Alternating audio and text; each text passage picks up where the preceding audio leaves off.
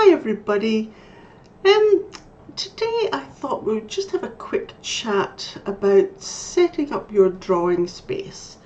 So I think it's really important for every artist to just have that organized and personalized space where they can just get away from all and just do a bit of drawing. Having the right space, I think, just helps you relax, and it can get those creative juices flowing as well.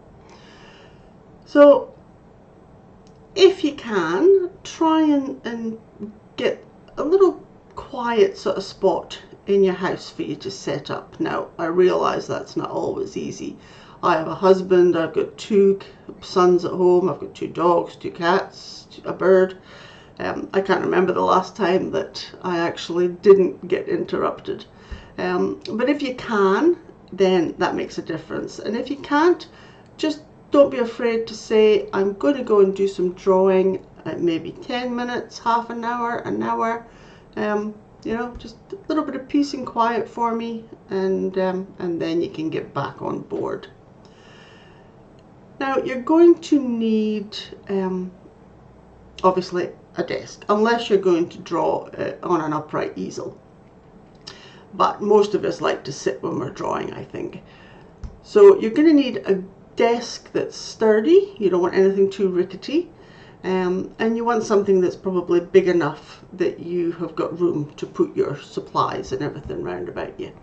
I like a desktop easel to draw on. I can't work flat, but even if you do work flat and you have to set up maybe at your dining table or something like that, just mount your paper just with a bit of tape onto a board, and then that way at the end of the day or the end of your drawing session, you can just pick that board up and you can just store it somewhere safely, and you've got your dining table back. Now, your next important purchase or setup is going to be your chair. So you want a chair that is comfortable for you, and you want one that's good for your posture too. Potentially you're going to be spending a fair bit of time sitting in that chair, so you want something that's comfortable. Now, I do recommend, and I know it doesn't always work out this way, but I do recommend that about every hour you just get up, you move around, you get yourself a stretch, go get a coffee or a cup of tea, and then you can come back to your drawing if you need to. An added bonus to that is sometimes we get a bit of tunnel vision when we're looking at our drawings and get a bit frustrated, and sometimes just walking away, just even for a few minutes, is enough to just give you that clarity when you get back. So it's got that extra added little bonus there as well. Now, you don't need a lot of space. When I first started drawing, I just had a table just off my lounge area at home. I've now sort of moved my studio just into a little room just off our dining area. So you don't need a big space. If you do have a small space, you just need to organize yourself a little bit better. So stackable shelves, stackable little storage containers, all of those sorts of things you can think about that will just save on space for you. Now, when you're picking an area, if you can, choose somewhere that's got a bit of natural light if you can. So if there's a nice window in the room, maybe set up next to the window, but some of us don't have that luxury. So don't worry, it's fine. You can actually get daylight lamps or daylight lights. And what you're looking for with one of those is about 5,000 K. Now, the K actually stands for Kelvin, which is basically the color temperature of that light. So to give you an idea, the midday sun is about 5,500 K or Kelvin. So if you can get a lamp or something like that that's got that one of those daylight lights in there that has that range that'll cover around about that 5,000, then you're laughing. That's what you're after. If you can get natural light, wonderful, but not a necessity. So we've got sturdy table, we've got a good chair that you're comfortable in, good lighting, whether that be natural or with a daylight. Storage, like I say, stackable shelves. You'll see over my shoulder here I've got these white sort of shelves here, not shelves, sorry, little storage drawers.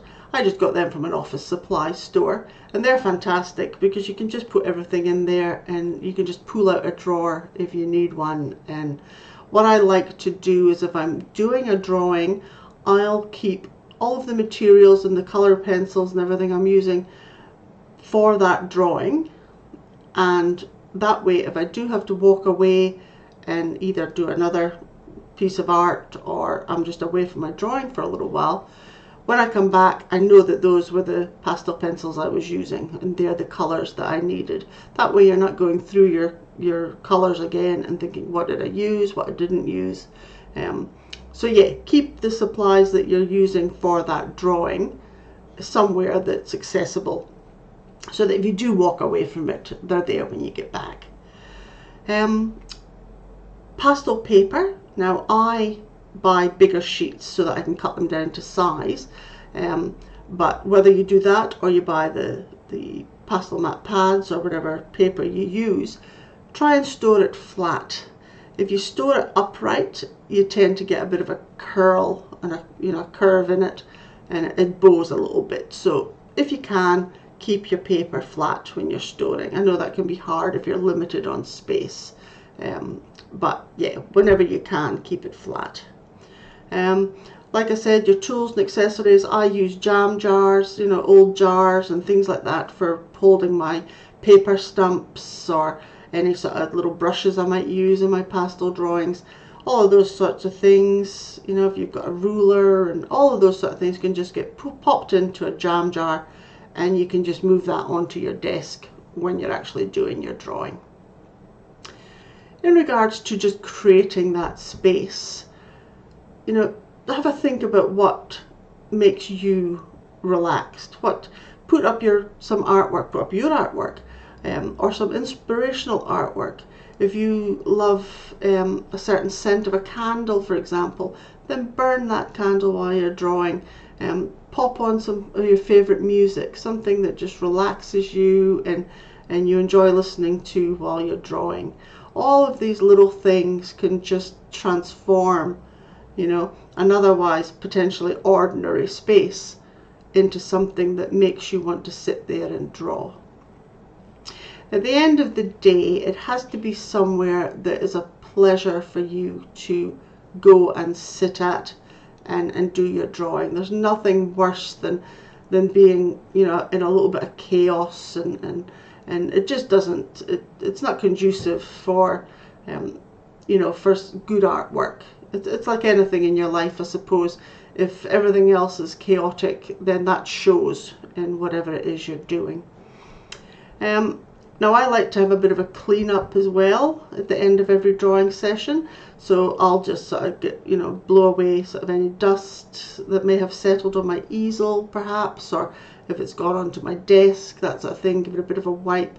I'll clean any of my blenders and things like that, so that at least when I come back to doing my drawing in the next session, everything's set, everything's clean, and everything's ready to go. So just organizing your space. Like I said, I think if you've got it organized and personalized, you'll find it easier to be creative. And I think it will make, your art more fun. So I hope there's been a few little tips in there that's helped you. And I'll see you in the next one. And in the meantime, happy pasteling.